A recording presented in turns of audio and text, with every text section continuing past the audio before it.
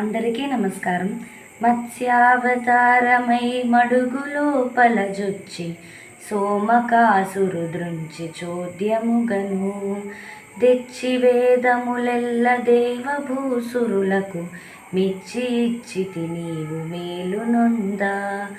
నా వేదములనీయ నాచారిష్టలననుభవించుచునుందు రవణిసురులు సకల పాపంబులు సమసిపోవుటనంచు మనుజులందరూ నీదు మహిమ తెలిసి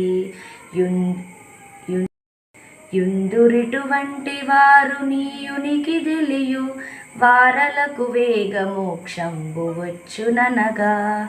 భూషణ వికాస శ్రీధర్మపుర నివాస దుష్ట సంహార నరసింహ దురిత దూరా.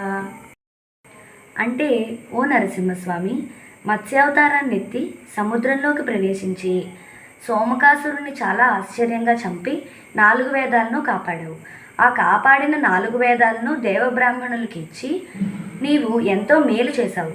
అలా వేదాలని బ్రాహ్మణులకు ఇవ్వడం వల్లనే బ్రాహ్మణులు నియమపూర్వకంగా ఆచారాలను పొంది వాటిని పాటిస్తూ ఉన్నారు. అందువలనే మనుషులకు సకల పాపాలు పోవాలని నీ మహిమలన్నింటినీ కూడా తెలుసుకుంటున్నారు. అలా నీ మహిమల్ని తెలుసుకుని నీ నిజస్థితిని తెలుసుకున్న వారికి మోక్షం కలుగుతుంది. ఇది ఈ పద్యం యొక్క భావం.